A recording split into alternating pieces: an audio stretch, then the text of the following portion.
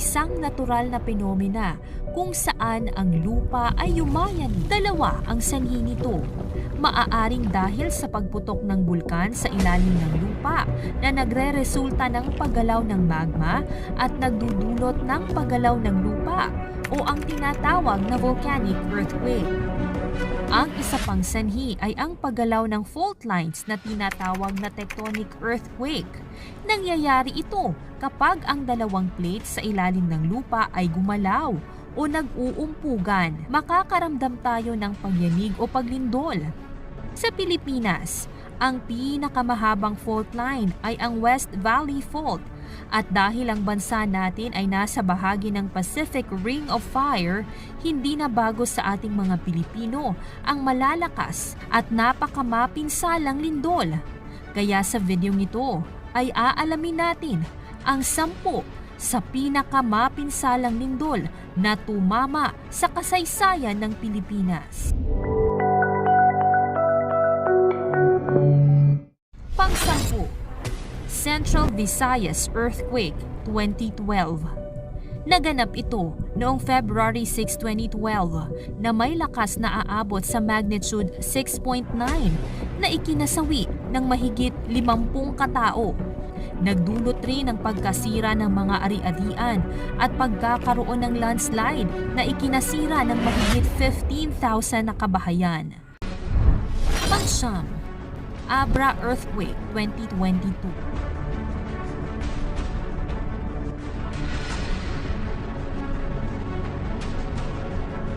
Nangyari lang ito noong July 27, 2022 na may lakas na aabot sa magnitude 7.0. Sa lakas ng pagyanig, naramdaman sa Metro Manila, 4 ang nasawi, 6 na po naman ang sugatan at nagdulot ng pagkasira ng mga estruktura at pagguho ng mga establishmento. Pang-8, Mindoro Earthquake 1994.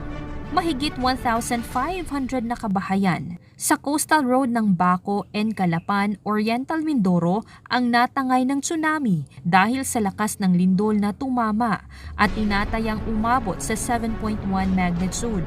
Maraming ari-arian ang nasira, bumagsak na kabahayan at umabot sa 78 ang binawian ng buhay. Bukod pa sa mga nasugatan at 7,566 na mga kabahayan ang nasira. Pang-7, Bohol Earthquake 2013. Sa hindi inaasahang pagkakataon, niyanig ng 7.2 magnitude ang lugar ng Bohol at humigit kumulang na 150 katao ang pumanaw. Maraming gusali at mga simbahan ang bumagsak at nasira at mahigit na 3 milyon na pamilya ang naapektuhan sa gitnang bahagi ng Kabisayaan ng mapinsalang lindol. Pang-6, Kasiguran Earthquake August 2, 1968, 4:19 AM. Niyanig ng magnitude 7.3 na lindol ang Kasiguran Aurora.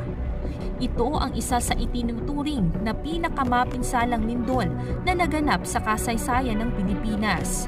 Nagresulta ito ng pagkasawi ng tinatayang 270 katao at pagguho ng iba't ibang gusali sa Luzon. Milyon-milyong halaga ng ari-arian ang labis na naapektuhan, lalo na sa mga gusali sa Binondo, Maynila. Isa na rito ang Ruby Tower Apartment at iba pa. Pang-5, ang lindol sa Luzon 1645. Ayon sa kasaysayan, marami ang naitalang paggalaw ng lupa o lindol sa ating bansa. Pero ang isa sa di malilimutan sa kasaysayan ay ang lindol na nangyari sa Luzon noong 1645 na kumitil ng mahigit 3,000 katao na ang epicenter ay ang Nueva Ecija na may lakas na umabot sa 7.5 magnitude. Pang-4, Central and Northern Mindanao 2002. Tila sorpresa ang pagyanig ng lindol na ito sa maraming bahagi ng isla ng Mindanao. Ang lakas ay umabot sa 7.5 magnitude na sumira sa maraming kabahayan at kabuhayan. Pang-3, Dia Eastern Summer Earthquake 2012. Ang lindol na ito ay napakalakas na halos yumanig sa buong silangan ng Samar at naramdaman din sa isla ng Mindanao.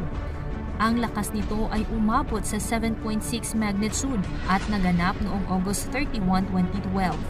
Pangalawa, Luzon Earthquake 1990.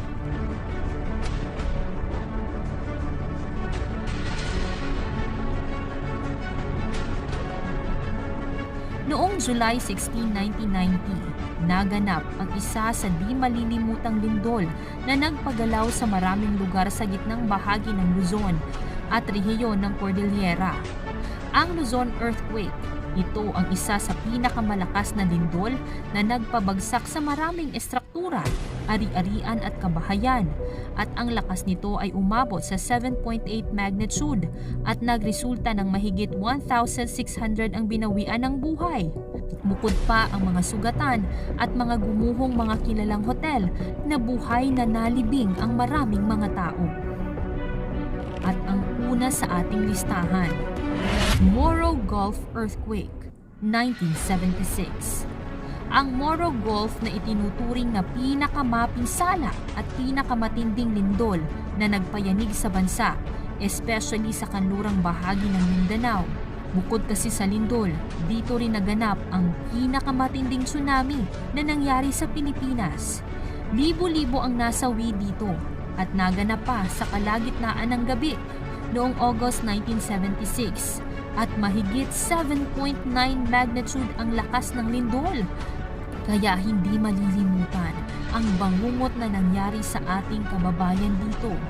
Umabot din kasi sa mahigit 8,000 casualties at mahigit 40,000 katao ang nawala ng kabahayan dulot ng lindol at tsunami sa lugar.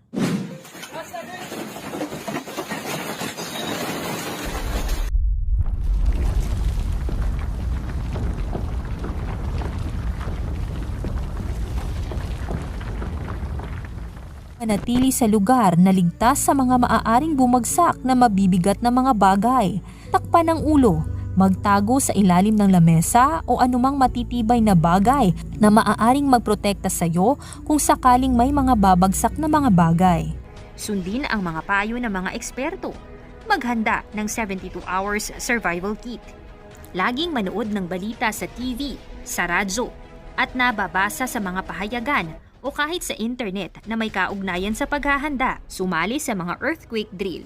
Ituro din ito sa ating pamilya at higit sa lahat ay patuloy na manalangin sa ating Big Lord na siya lamang ang makakapagligtas sa atin. Patuloy na mag-ingat mga kasoksay. Maraming salamat at God bless.